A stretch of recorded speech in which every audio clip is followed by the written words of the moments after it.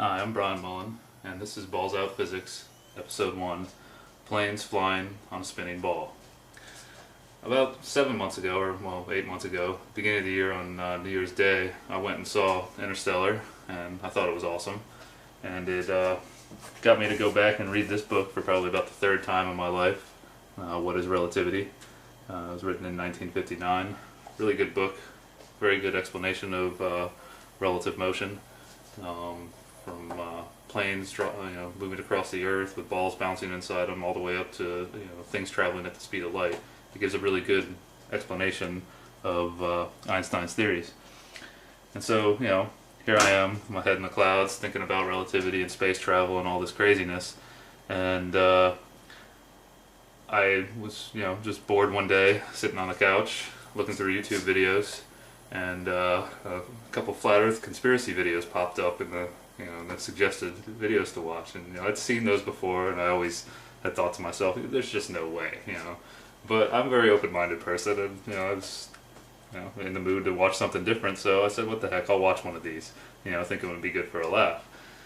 Well, about halfway into it, I wasn't really laughing. I was actually questioning a lot of things. One of the biggest things that caught my attention was planes flying on a spinning Earth, trying to land on north and south runways. Because the Earth rotates from west to east, and things don't seem to line up based on the examples they were showing. This was all graphically, and so I started to look into this a lot. And what really surprised me at first is I'm a structural engineer, and I've taken a lot of physics courses in my life. And I started to look into the curvature of the Earth and the rotation and the speeds of Earth, and it kind of blew my mind that I'd never really thought about how fast the Earth rotates or how much it actually curves. Here I am researching flat Earth theory, and I'm actually studying the curvature of Earth and the speed at which it rotates. I mean, there's some serious irony there. Our Earth, our model shows it spinning from west to east around an axis, which is represented by this little stick, and the circumference of the Earth at the equator, right here, is, the circumference of the Earth is 24,901 miles. So at the equator, since that's the farthest point from the axis of rotation, and there are 24 hours in a day, the speed of the Earth is 24,901 miles divided by 24 hours gives you 1,038 miles per hour. That's the instantaneous velocity at any point along the equator. I mean, that's what it has to be if everything we're told is true. So that's really fast. That's faster than the speed of sound, which is Mach 1, 761 miles per hour. So I never really thought about how fast that is. I always thought just kind of assumed it was moving really slow, and you don't really think about how much distance has to be covered in one day.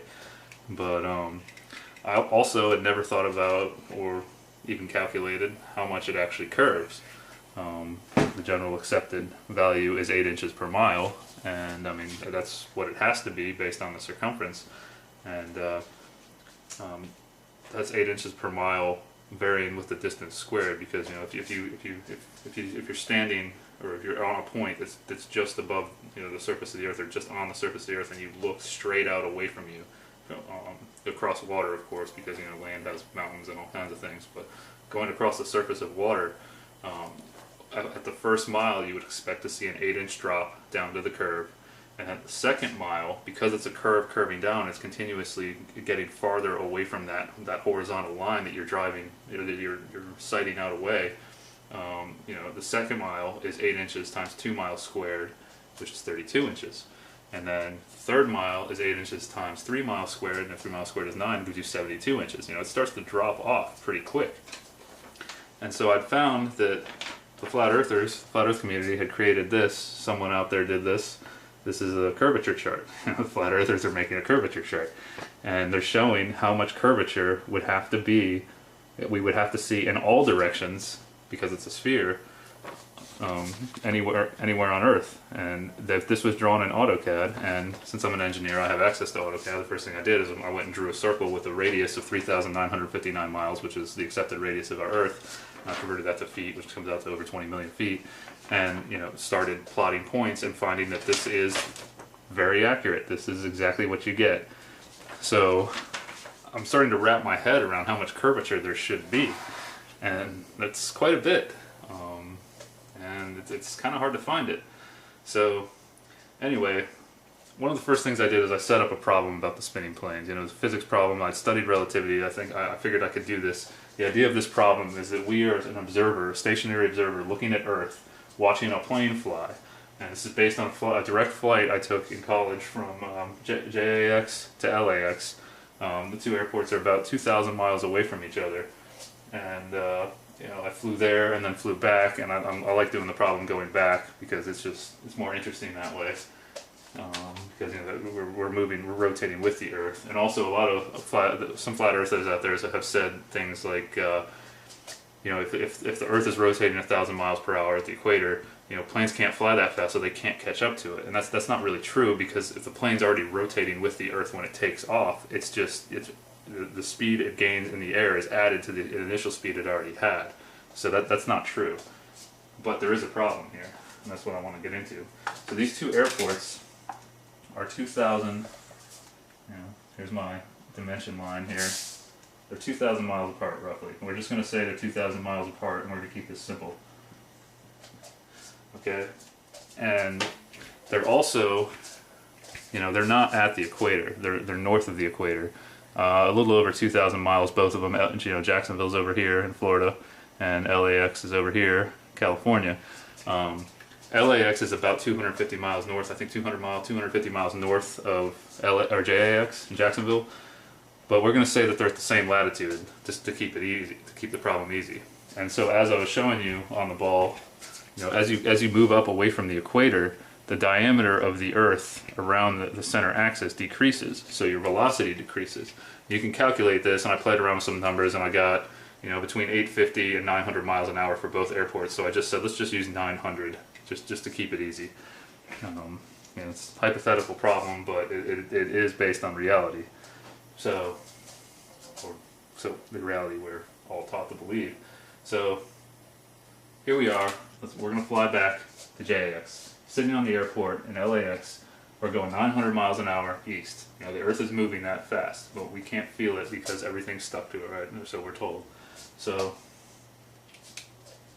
the plane takes off and gets up to its cruising altitude, whatever that is for the day, 30,000, 33,000 feet, whatever they're going to fly at. And it gets up to a cruising speed of, let's say, the velocity of the plane, VP, equals 600 miles per hour.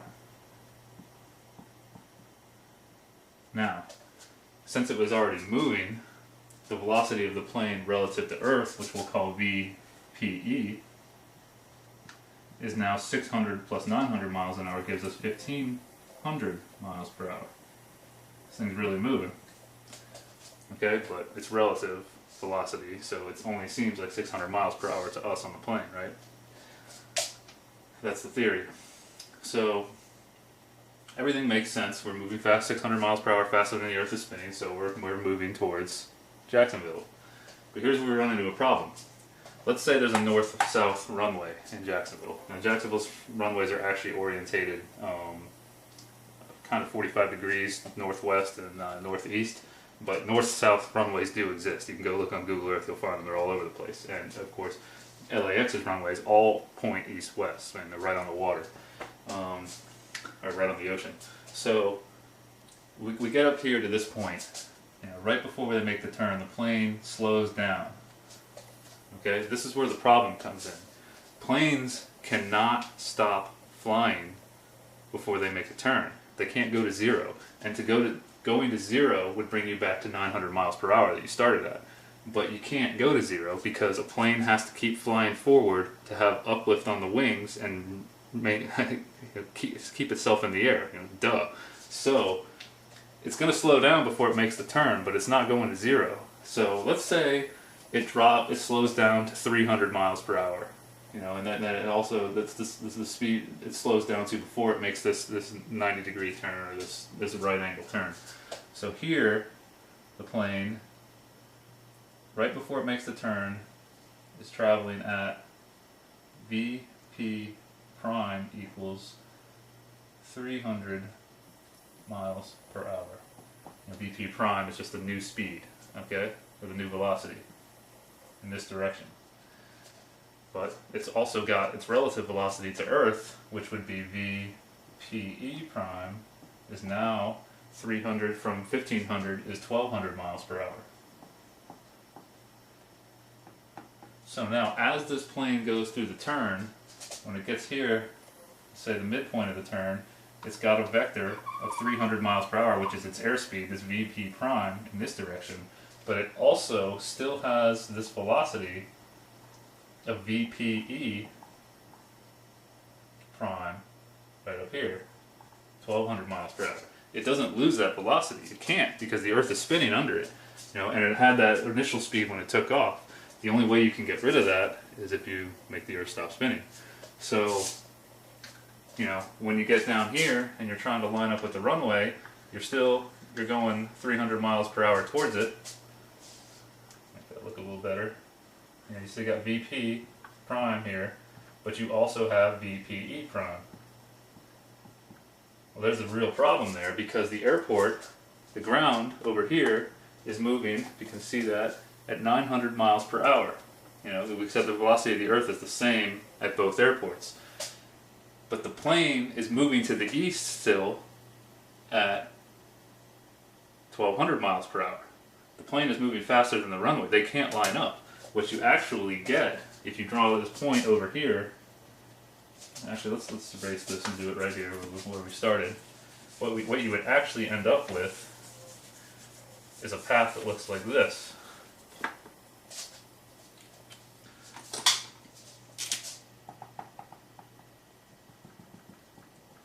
More of a linear path, because the plane, you know, this point represents the plane.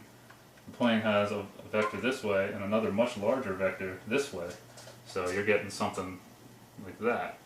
The plane is actually sliding sideways through the air. That doesn't make sense. I mean, it's kind of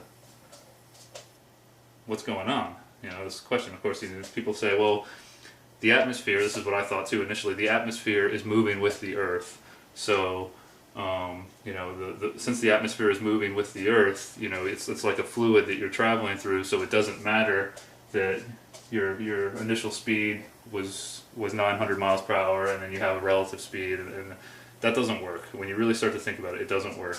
You know, the best example I got from another engineer I showed this problem to was, he said, what about a fly on a train? You know, the train, the air in the train is moving with the train, and the fly can buzz all around inside the train. You know, you've probably seen bugs in a vehicle before of some sort.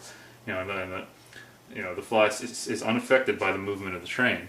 Well, first of all, a fly can hover, which a plane can't do, and also the air in the train is contained within the shell of the train.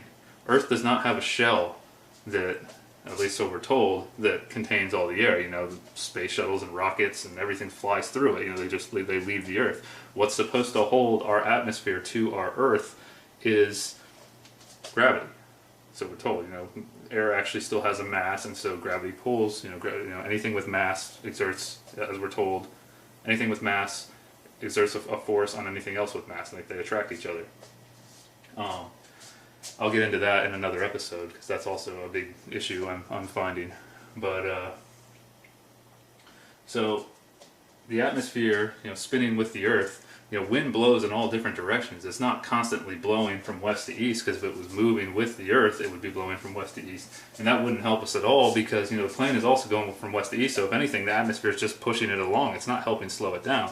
If you reverse the problem and go the other way and flip the runways around, which is what I initially did, you end up with the plane going 300 miles per hour too slow.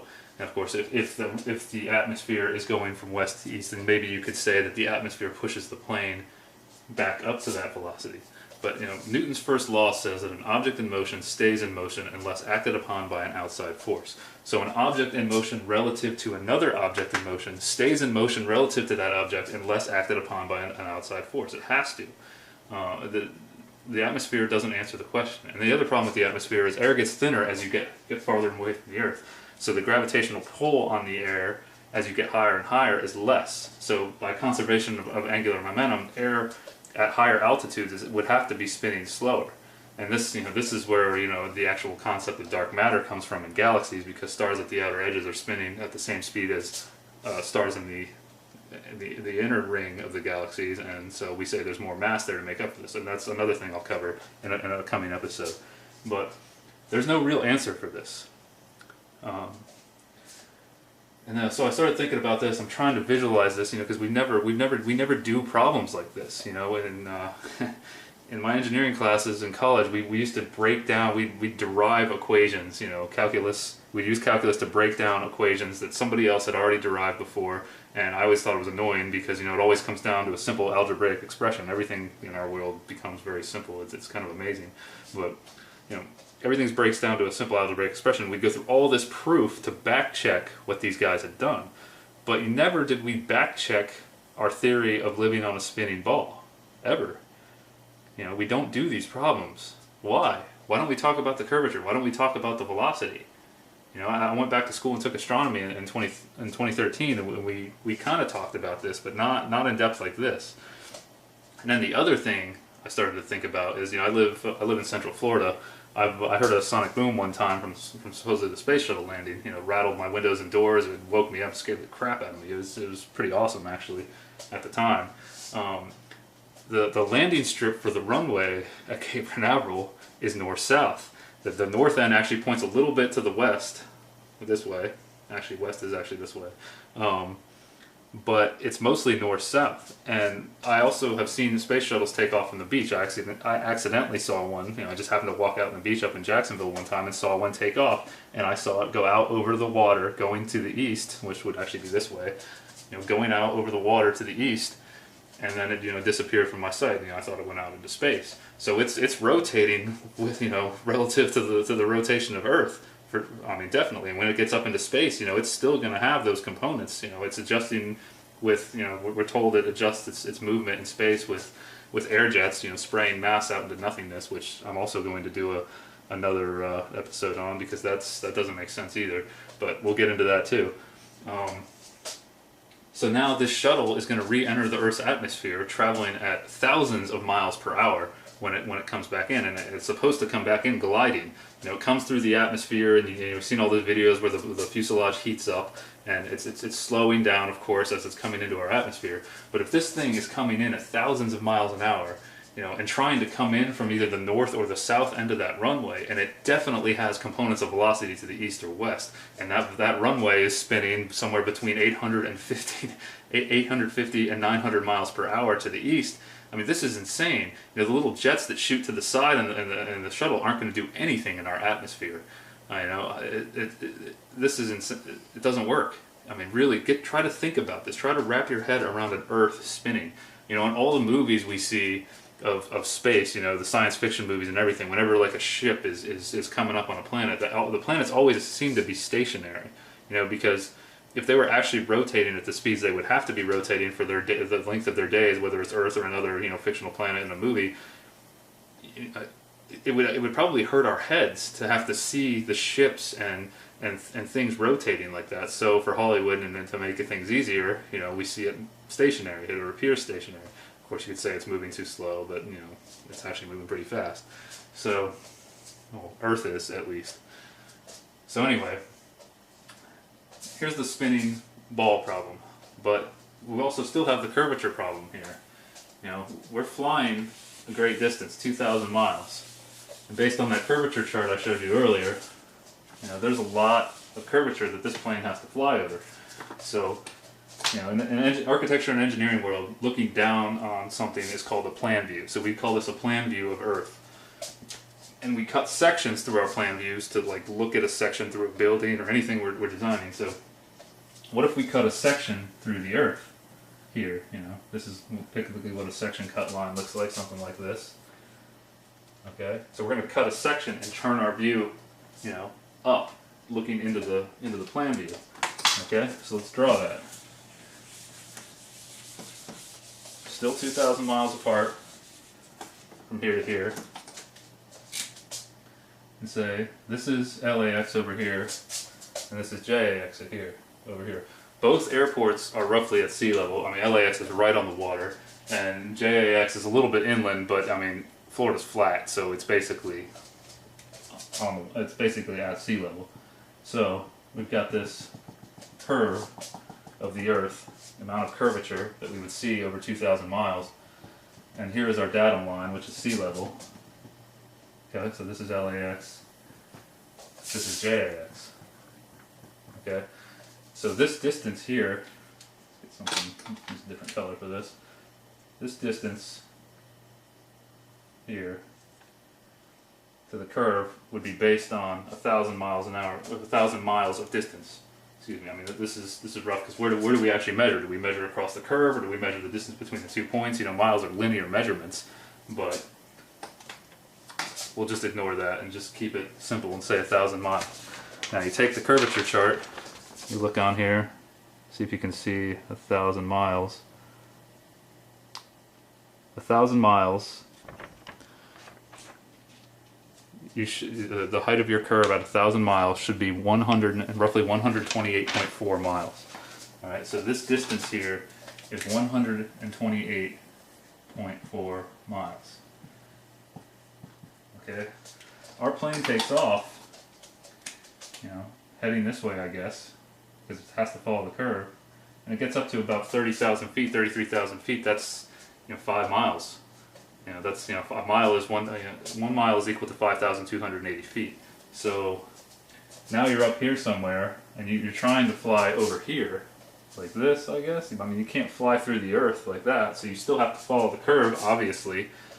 Well, this plane is flying along and follows this curve, right? The Earth is constantly curving, so the plane constantly has to be following the curve. Well, that's a problem because when the rudders on a plane are straight, they're, the flaps or rudders, whatever you want to call them, they're called rudders because it's just like a boat moving through water. Air is a fluid, really, and so when you turn a rudder on a boat, it controls the direction of the boat. Just the same thing in the air. When plane turns its rudders on the wings or on the tail, it affects its motion through the fluid, but it's just the atmosphere that's flying through, and it controls its orientation and where it's going. So, to follow this curve, the plane would constantly have to nose down. The pilot would constantly have to nose the plane down if that's how a plane flies. When I first thought about this, I'm like, that's crazy. The Earth is constantly curving, so it constantly has to nose down to follow it. So I got on the internet and started looking up explanations for this. People have asked this question before, obviously, and the general accepted explanation for this is that gravity does it. It's basically like it's going into orbit, and because you have that force, you have this force of gravity on the plane pulling towards the center of the Earth, it makes you follow this orbital path. It's like a ball on a string spinning it around. The force in the string pulling it towards the center makes it actually rotate around. I mean, that's where the theory of all of our orbits in space comes from, is that force pulling towards the center of mass. All right. But see, there's a problem with that because the rudders on the plane are straight. Not the rudders, the rudders, the elevators, whatever you want to call them. They're straight, but we're following a curve. Okay, so even though the pilot's holding the controls or autopilot or whatever, I mean, they're making little adjustments here and there. But I mean, basically, you fly up and you level off. You feel that when you fly on a plane if you've ever flown on a plane before. So, what if? You say the gravity is the explanation for that. I said, okay. I started thinking about it. That makes sense. I thought about things orbiting Earth, but what if the pilot? Let's draw a plane again. Say up here somewhere. What if the pilot decides he doesn't want to follow the curvature of the Earth for some reason, and he wants to follow a point, a line that is tangent to the Earth, like this, a straight line. So, the pilot wants to follow that line and not fly, he kind of wants to fly up relative to the curve, I guess, or down, depending on which way you're looking at it. But, so now he's got this force of gravity that's trying to make the plane follow the curvature of Earth, based on the accepted explanation for what I was talking about before. So, if you want to fly in a line that's tangent to a point on the Earth, then you have to fight that force of gravity that's trying to make you follow the curve. So now it's the same problem in reverse. Now you constantly have to pull up on the controls or nose the plane up to fly in a straight line. You know, with the rudders, you know, you're cutting through the air, but you're flying in a straight line with the rudders actually angled like this to make the plane fly straight. That doesn't make any sense. This doesn't work. That's not an explanation. Gravity is not doing this. You know, where's this curvature? And you know, when you fly in a plane, you know, you'll notice when you look out the window, the horizon, of course, looks flat, and we're told that, you know, the Earth is too big and we can't see it, and it's also at eye level. You know, if there's really a curve, there should be a drop. Now this one, you know, people argue about this one. It's a big argument in the flat Earth, round Earth community, but it's becoming a huge debate on the internet. More and more people are waking up to this. It's pretty amazing, and you know what we're not taught in school is, you know, in the late 1800s, there was a raging debate going on between, you know, flat earthers and globulists, as they were called. You know, people still believed that the Earth was flat. Well, you know, Columbus didn't sail to America and prove. Everybody just started believing the Earth was a ball. A lot of people didn't believe it, and there's actually I've read some testimonies from civil engineers in the 1800s that just say it's ridiculous. You know, when they're talking about laying train track and all kinds of things. So I'm at a loss here. I don't know what to think. I mean, I'm kind of thinking it's flat and stationary. I've gone to Lake Apopka, and I've taken my telescope there, and on the south end of the lake, you know, Lake Apopka is one of the biggest lakes in Florida. I think it's the second biggest. On the south end of the lake with my telescope sitting 3 feet above the shore, I can see the North Shore 8 miles away. Well, based on the curvature chart, there should be, what is that? Based on 8 miles, I should have a 43-foot drop from one side to the other. I shouldn't be able to see the shore. You know, there should be a curve of water in my way.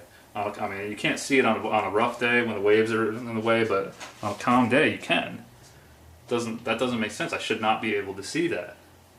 So, I don't know what's going on here, you know. I've had my world turned upside down or right side up by this. I've spent a lot of time researching this, you know, a good 7 months, and I've seen a lot of different things. There's a lot of topics to talk about, but this is the one I thought I'd start with.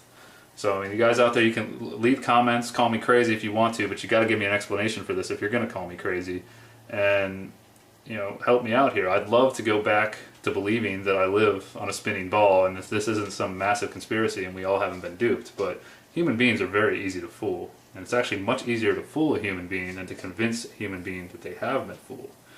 You know, we come into this world, we don't know where we come from, we don't even know how our thought processes actually work. You know, we don't know how we're able to simultaneously create thoughts and perceive them at the same time. You know, we still can't explain that, so what do we really even know? Anyway, that's getting off topic. This is episode 1, we'll be getting into more. I'll have many more episodes after this, hopefully, so until next time, peace.